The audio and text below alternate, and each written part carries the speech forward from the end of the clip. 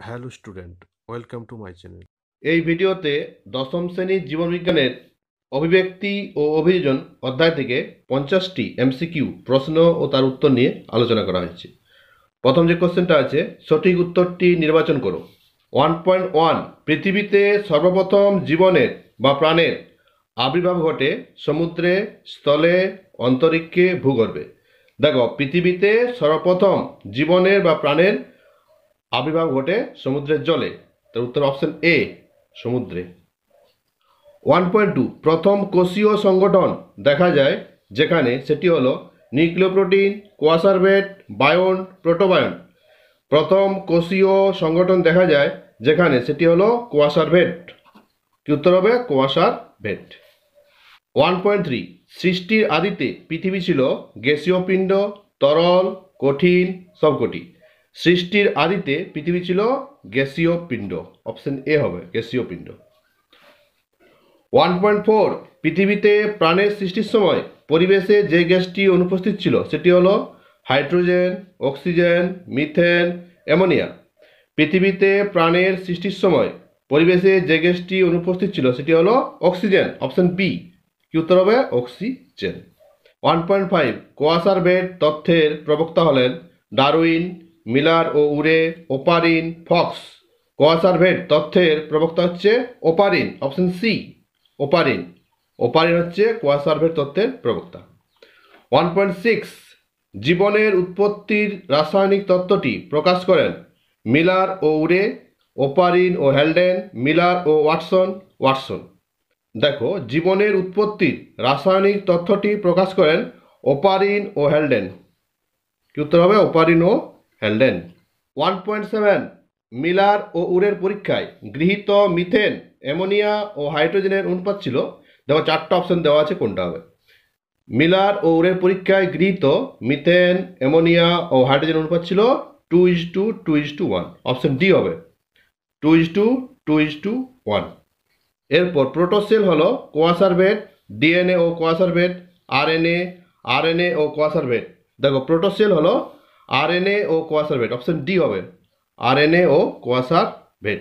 1.9 biology শব্দটি প্রথম প্রণয়ন করেন হেকেল, লেমার্ক, ওপারিন, ডারউইন।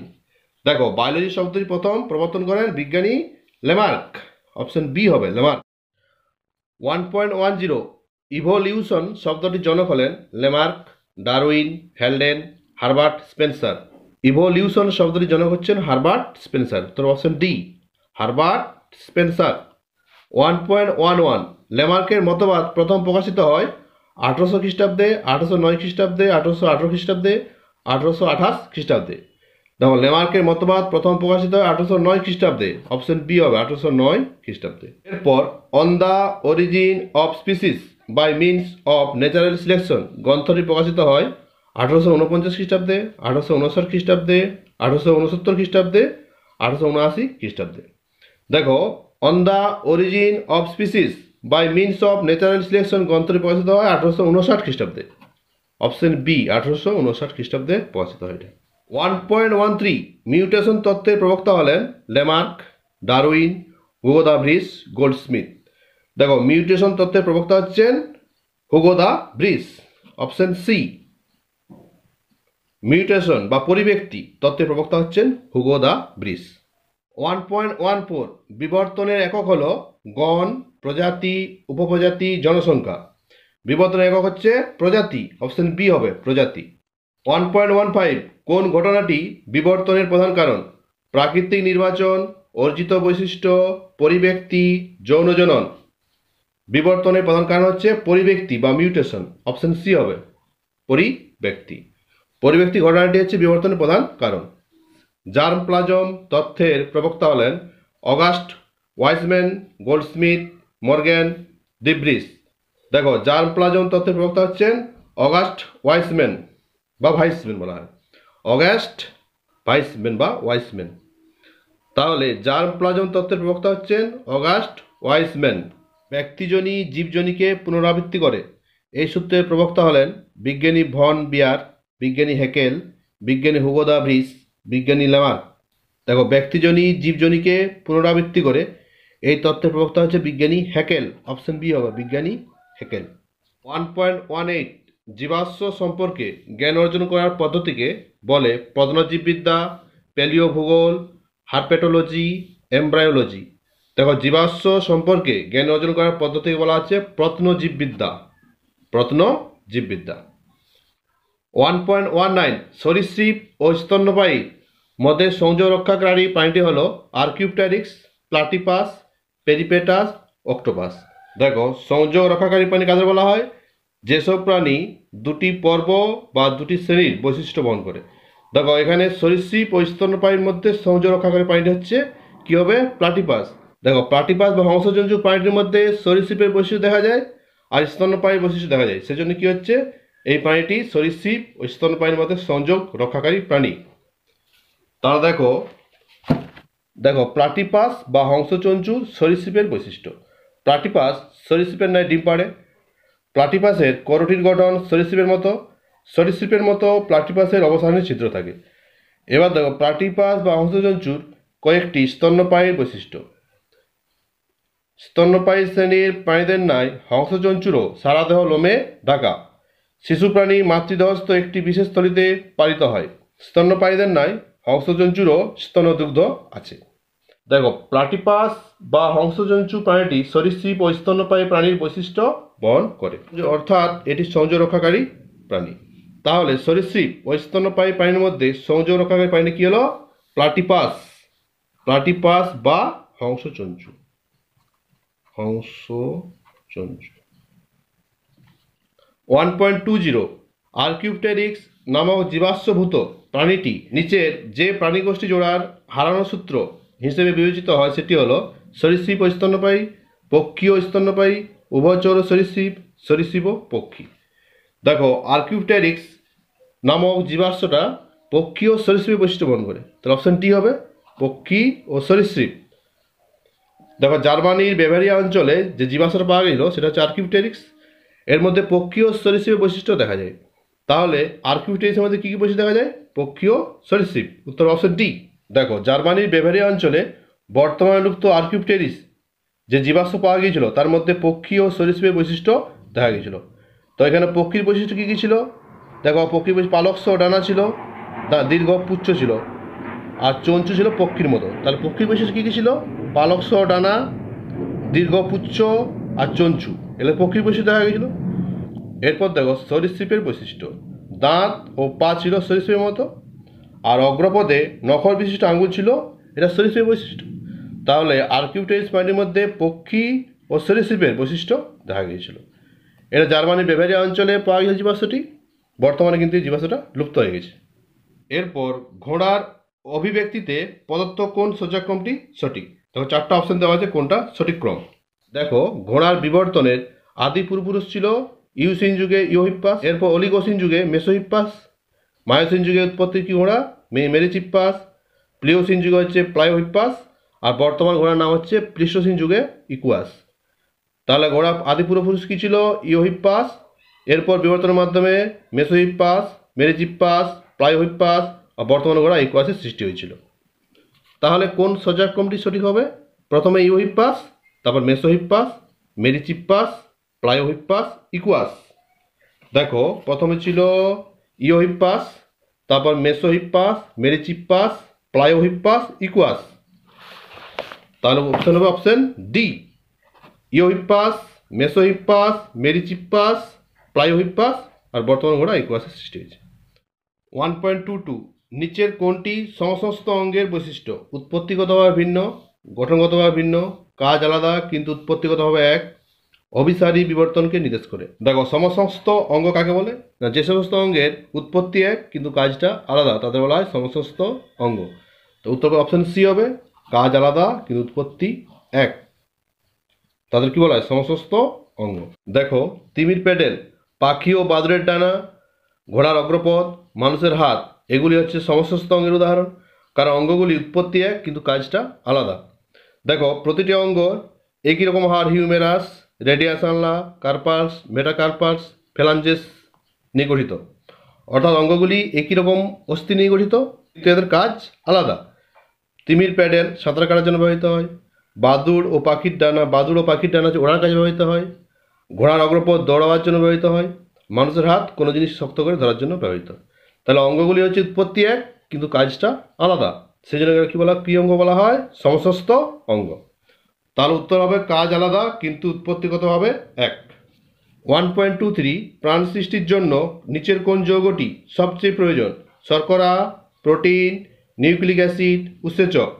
দেখো, প্রাণ সৃষ্টির জন্য নিচের যে যৌগটি প্রয়োজন সেটি হচ্ছে উত্তর অপশন সি, নিউক্লিক অ্যাসিড।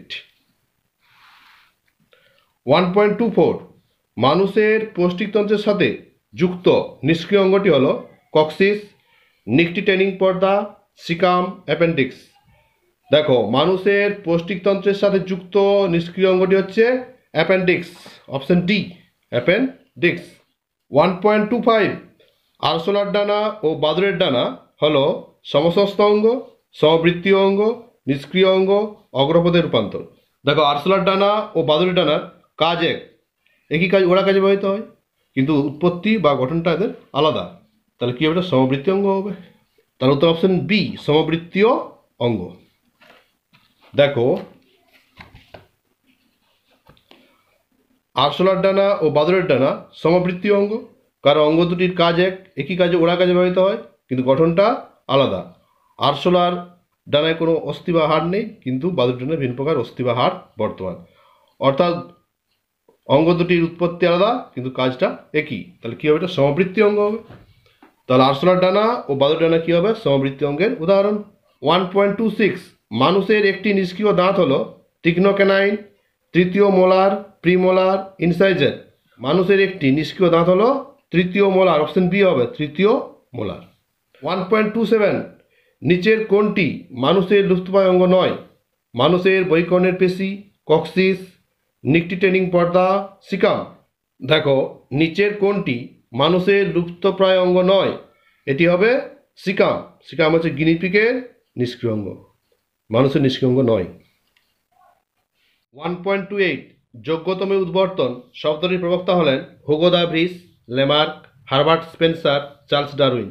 যোগ্যতম উদ্বর্তন শব্দটির প্রবক্তা হচ্ছে চার্লস ডারউইন, অপশন ডি হবে, চার্লস ডারউইন। 1.29 ঘোড়ার আদিতম পূর্বপুরুষ হল মেরিচিপ্পাস, ইকুয়াস, ইওহিপ্পাস, মেসোহিপ্পাস। দেখো, ঘোড়ার আদিতম পূর্বপুরুষ হচ্ছে ইওহিপ্পাস, অপশন সি হবে, ইওহিপ্পাস।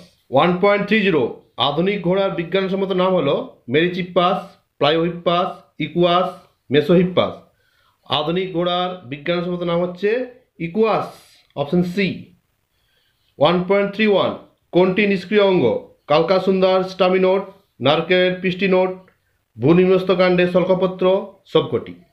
দেখো, কোনটি নিষ্ক্রিয় অঙ্গ? কালকাসুন্দার স্টামিনোট, নারকেলের পিস্টিনোট, ভূনিম্নস্থ কাণ্ডের শল্কপত্র, সবকটি। দেখো, ওই তিনটি হচ্ছে নিষ্ক্রিয় অঙ্গের উদ্ভিদের নিষ্ক্রিয় অঙ্গ। তার উত্তর হবে অপশন ডি, সবকটি। কালকাসুন্দা, স্টামিনোট, নারকেলের পিস্টিনোট, ভূনিম্নস্থ কাণ্ডের শল্কপত্র, এগুলো সবগুলি হচ্ছে কি নিষ্ক্রিয় অঙ্গের উদাহরণ। তার উত্তর অপশন ডি, সবকটি। 1.32 ভেনাস হৃৎপিণ্ড দেখা যায় উভচরের হৃৎপিণ্ডে, মাছের হৃৎপিণ্ডে, মানুষের হৃৎপিণ্ডে, পাখির হৃৎপিণ্ডে। দেখো, ভেনাস হৃৎপিণ্ড দেখা যায় মাছের হৃৎপিণ্ডে। মাছের হৃৎপিণ্ডে দুটি প্রকোষ্ঠ, একটি অলিন্দ, একটি নিলয়। এদের হৃৎপিণ্ডে সর্বদা দূষিত রক্ত প্রবাহিত হয়, সেই জন্য মাছের হৃৎপিণ্ড কী বলা হয়? ভেনাস হৃৎপিণ্ড। দেখো, মাছের হৃৎপিণ্ডে সর্বদা CO2 যুক্ত রক্ত, অর্থাৎ দূষিত রক্ত প্রবাহিত হয়, সেই জন্য মাছের হৃৎপিণ্ড কী বলা হয়? ভেনাস হৃৎপিণ্ড। তার উত্তর অপশন বি, মাছের হৃৎপিণ্ড। 1.33 হৃৎপিণ্ডের 4টি প্রকোষ্ঠ থাকে যে প্রাণীটিতে, তা হলো ব্যাঙ, হাঙর, কাতলা, কুমির। দেখো, এখানে হৃৎপিণ্ডের 4টি প্রকোষ্ঠ দেখা যায় যে প্রাণী, সেটি হচ্ছে কুমির হবে, অপশন ডি, কুমির। কুমির হৃৎপিণ্ডের 4টি প্রকোষ্ঠ। 1.34 উভচর উদ্ভিদ গোষ্ঠী হলো ব্রায়োফাইটা, থ্যালোফাইটা, টেরোফাইটা, কোয়েটিনা। দেখো, উভচর উদ্ভিদ গোষ্ঠী হচ্ছে ব্রায়োফাইটা। দেখো, ব্রায়োফাইটাকে উভচর উদ্ভিদ বলা হয় কারণ ব্রায়োফাইটা স্থলজ উদ্ভিদ হলেও নিষেকের জন্য জলের প্রয়োজন, অর্থাৎ জলে ও স্থলে অতিবাহিত হচ্ছে, সেজন্য এরা কি বলা হয়? উভচর উদ্ভিদ। 1.35 মাছের উদস্থৈতিক বা প্লবতা রক্ষাকারী অঙ্গটি হলো পটকা, ফুলকা, পাখনা, পুচ্ছপাখনা। দেখো, মাছের উদস্থৈতিক বা প্লবতা রক্ষাকারী অঙ্গটি হচ্ছে পটকা, অপশন এ। 1.36 পায়রার ভারসাম্য নিয়ন্ত্রণকারী অঙ্গটি হলো পালক, ফুসফুস, পুচ্ছপালক, বায়ুথলি। দেখো পায়রার ভারসাম্য নিয়ন্ত্রণকারী অঙ্গটি হচ্ছে বায়ুথলি, অপশন ডি হবে বায়ুথলি। 1.37 উটের দেহে জলের মাত্রা নিয়ন্ত্রণ করে হরমোন, অ্যালবুমিন, লসিকা, রক্ত। উটের দেহের জলের মাত্রা নিয়ন্ত্রণ করে অ্যালবুমিন, অপশন বি অ্যালবুমিন। 1.38 উটের লোহিত রক্তকণিকার আকৃতি লম্বাকার, গোলাকার, ডিম্বাকার, অবতলাকার। উটের লোহিত রক্তকণিকার আকৃতি হচ্ছে ডিম্বাকার, অপশন সি ডিম্বাকার। 1.39 উটের আরবিসি এর বৈশিষ্ট্য হলো নিউক্লিয়াসযুক্ত ডিম্বাকার, নিউক্লিয়াসবিহীন ডিম্বাকার, জলপানের পর আকারে বড় হয় না, আরবিসি বৃহৎ ও গোলাকার। উটের লোহিত রক্তকণিকা অর্থাৎ আরবিসি এর বৈশিষ্ট্য হচ্ছে নিউক্লিয়াসবিহীন ডিম্বাকার, অপশন বি হবে। উটের আরবিসি বৈশিষ্ট্য কি হচ্ছে নিউক্লিয়াসবিহীন ও ডিম্বাকার। 1.40 মানুষের পর বুদ্ধিমান প্রাণী নিচের কোনটি? সিংহ, বাঘ, হরিণ, শিম্পাঞ্জি। দেখো মানুষের পর বুদ্ধিমান প্রাণী কোনটি হবে? এটা হবে শিম্পাঞ্জি, অপশন ডি শিম্পাঞ্জি। কোন ধরনের মৌমাছি নৃত্য প্রদর্শন করে? রানী মৌমাছি, পুরুষ মৌমাছি, শ্রমিক মৌমাছি, পুরুষ ও শ্রমিক উভয় মৌমাছি। দেখো মৌমাছি নৃত্য প্রদর্শন করে, এটা হবে শ্রমিক মৌমাছি, অপশন সি শ্রমিক মৌমাছি নৃত্য প্রদর্শন করে। 1.42 অধিক দূরত্বে খাদ্যের উৎস মৌচাক থেকে 100 মিটারের বেশি। খাদ্য উৎসের ক্ষেত্রে মৌমাছি কোন ধরনের নাচ প্রদর্শন করে? ওয়াগল নৃত্য, চক্রাকার নৃত্য, উপবৃত্তাকার নৃত্য, ছৌ নৃত্য। দেখো খাদ্যের উৎস মৌচাক থেকে 100 মিটার বেশি হলে মৌমাছি নৃত্য করে, সেটা হচ্ছে ওয়াগল নৃত্য, অপশন এ হবে ওয়াগল নৃত্য। 1.43 মৌমাছির আচরণ সম্পর্কিত মৌ নৃত্য সম্পর্কে বিশদ ব্যাখ্যা দেন কার্ল ভন ফ্রিস, অসবর্ণ, মায়ার, ফোর্ড। দেখো মৌমাছির আচরণ সম্পর্কিত মৌ নৃত্য সম্পর্কে বিশদ ব্যাখ্যা দেন বিজ্ঞানী Karl von Frisch, option A হবে। 1.44 ক্যাকটাসের কাণ্ডকে বলা হয় বাল্ব, মৃদগত কাণ্ড, পর্ণকাণ্ড, গ্রন্থিকাণ্ড। দেখো ক্যাকটাসের কাণ্ড সবুজ ও চ্যাপ্টা আকৃতির হয়, ক্যাকটাসের কাণ্ডকে বলা হয় পর্ণকাণ্ড। পর্ণকাণ্ড সবুজ হওয়ায় সালোকসংশ্লেষে সাহায্য করে, তাহলে ক্যাকটাসের কাণ্ডকে কি বলা হয়? পর্ণকাণ্ড। ফেরোমোন হলো হরমোন, মুখনিঃসৃত লারস, দেহনিঃসৃত রাসায়নিক পদার্থ, ভিটামিন। বা ফেরোমোন হলো দেহনিঃসৃত রাসায়নিক পদার্থ, উত্তর অপশন সি দেহনিঃসৃত রাসায়নিক পদার্থ। 1.46 যে অভিযোজিত বৈশিষ্ট্য সুন্দরী গাছে দেখা যায় না তা হলো শ্বাসমূল, বীজযুক্ত ফল, পুরু কিউটিকলযুক্ত পাতা, জরায়ুজ অঙ্কুরোদ্গম। দেখো সুন্দরী গাছে যে অভিযোজন দেখা যায় না সেটা হচ্ছে জরায়ুজ অঙ্কুরোদ্গম হবে। জরায়ুজ অঙ্কুরোদ্গম সুন্দরী গাছে দেখা যায় না, এটা রাইজোফোরা, গরান প্রভৃতি গাছে দেখা যায়। তাহলে কি উত্তর হবে? সুন্দরী গাছে কোন অভিযোজন দেখা যায় না? জরায়ুজ অঙ্কুরোদ্গম। 1.47 পায়রার পৌষ্টিকতন্ত্রে কোন অঙ্গ অনুপস্থিত? পাকস্থলী, বায়ুথলি, যকৃৎ, ডানা। দেখো পায়রার পৌষ্টিকতন্ত্রে কোন অঙ্গ অনুপস্থিত? এটা হবে পাকস্থলী, অপশন এ পাকস্থলী। 1.48 যে সকল উদ্ভিদ অধিক লবণাক্ত, জলমগ্ন, কর্দমাক্ত অঞ্চলে জন্মায় তাদের বলে হেলিওফাইট, মেসোফাইট, হেলোফাইট, জেরোফাইট। দেখো যে সকল উদ্ভিদ অধিক লবণাক্ত, জলমগ্ন, কর্দমাক্ত অঞ্চলে জন্মায় তাদের বলা হচ্ছে হেলোফাইট বা লবলাম্ব উদ্ভিদ, হেলোফাইট। 1.49 পায়রার বায়ুথলির অভিযোজনগত গুরুত্ব নয় প্লবতা বৃদ্ধি করা, আপেক্ষিক গুরুত্ব বাড়ানো, অতিরিক্ত অক্সিজেন যোগান, দেহকে হালকা করা। দেখো পায়রার বায়ুথলির অভিযোজনগত গুরুত্ব নয়, এটা হবে আপেক্ষিক গুরুত্ব বাড়ানো, অপশন বি আপেক্ষিক গুরুত্ব বাড়ানো।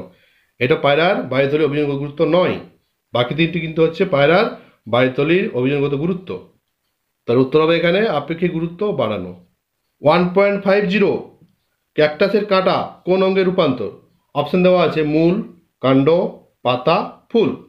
দেখো ক্যাকটাসের কাঁটা এটা হচ্ছে পাতা রূপান্তর, পাতা অঙ্গে রূপান্তর, অপশন সি পাতা। দেখো ক্যাকটাসের পাতা কাঁটায় রূপান্তরিত হয়েছে, অর্থাৎ ক্যাকটাসের কাঁটা কোন অঙ্গে রূপান্তর? পাতা অঙ্গে, তার উত্তর কি পাতা।